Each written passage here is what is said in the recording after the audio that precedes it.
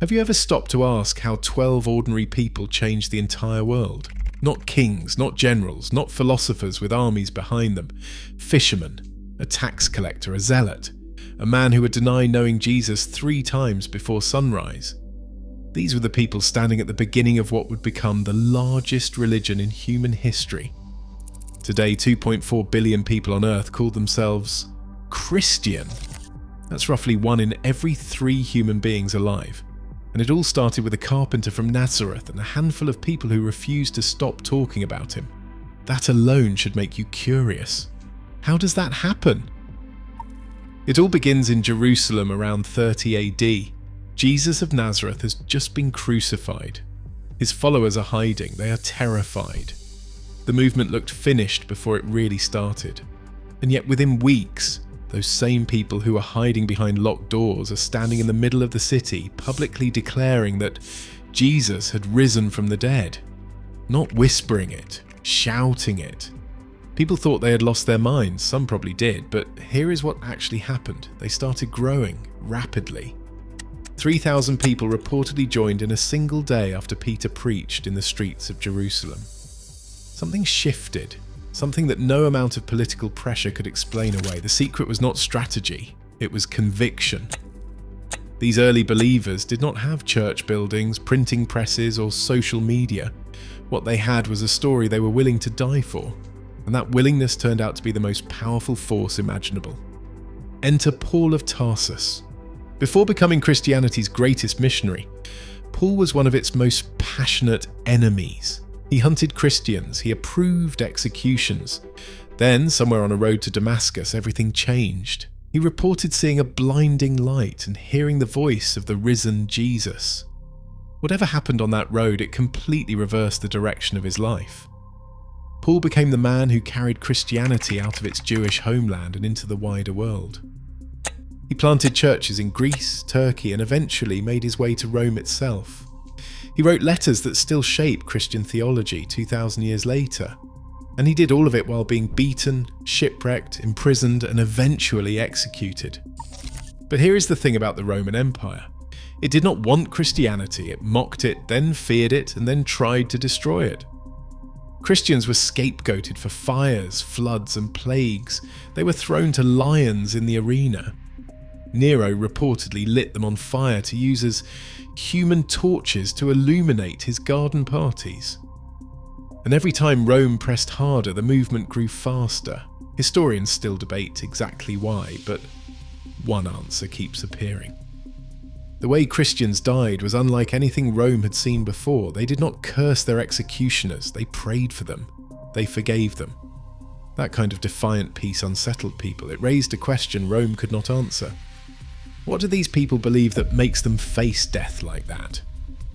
That question led millions toward the answer.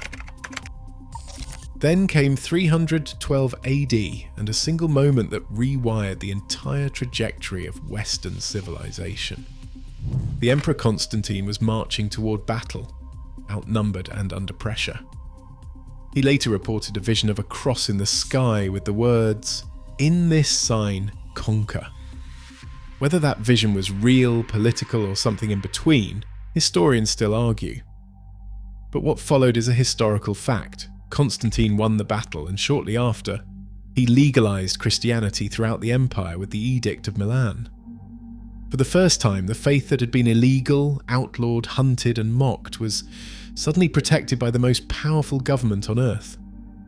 Within decades, it would become the official religion of Rome. The movement had gone from underground house churches to the throne room of an empire. That shift carried enormous consequences, good ones and difficult ones. Christianity grew faster than ever, but it also became tangled with political power in ways that would create centuries of conflict. Still, the story did not stall. When the Western Roman Empire collapsed in 476 AD, something remarkable happened. The institutions that survived were largely Christian ones. Monasteries preserved manuscripts, medicine, and learning through what would later be called the Dark Ages. Monks in Ireland copied Greek and Roman texts that might otherwise have vanished. Hospitals, universities, and charitable networks grew out of the church's infrastructure. The faith had not just survived the fall of Rome, it had become the glue holding civilization together while everything else dissolved. The Middle Ages saw Christianity reach into every corner of European life. Art, architecture, law, music, science, and daily rhythms were all shaped by it. The great cathedrals of Paris, Cologne, and Salisbury were not just beautiful buildings, they were statements. They told anyone who looked up that something existed beyond the visible world. Then came the Reformation in 1517. A German monk named Martin Luther nailed a list of protests to a church door in Wittenberg. That act cracked Christianity open in a way it had never been cracked before. What followed were decades of conflict, reformation, and eventually a permanently divided Western Church. Catholics and Protestants. Then Protestants splitting further into Lutherans, Calvinists, Anglicans, Anabaptists, and eventually hundreds of denominations. The faith fractured, but somehow the fractures only spread it further. The age of exploration carried Christianity across oceans. Spanish and Portuguese missionaries reached the Americas, Africa, and Asia. The results were complicated and often painful. Colonialism and Christianity became entangled in ways that caused real harm to real people. And that history deserves to be acknowledged, not erased. But even within those failures, something else was also happening. Local believers in every new region began making the faith their own. In Korea, in Nigeria, in Brazil, in China, where today an estimated 80 to 100 million Christians worship. Most of them in house churches where meeting openly still carries risk. That last detail is worth sitting with. Christianity is currently growing faster in the global south than anywhere on earth. According to the Pew Research Center, sub-Saharan Africa alone went from about 9 million Christians in 1900 to over 600 million today. The faith that once spread through Roman roads now spreads through village networks, WhatsApp groups, and word of mouth in languages most Western Christians have never heard. It is not dying. It is migrating. So how did 12 followers become 2.4 billion? Not through one answer, through 1,000 of them. A man who preached forgiveness in an empire built on force.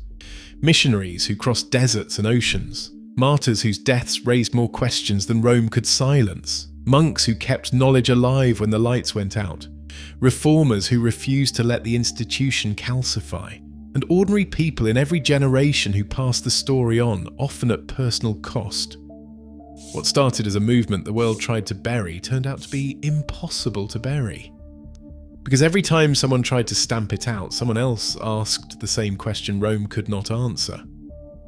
What do these people believe that makes them live like that? And they kept finding out. If this story made you think, hit that like button and share it with someone who loves history or faith. Subscribe so you do not miss what is coming next, and drop a comment below.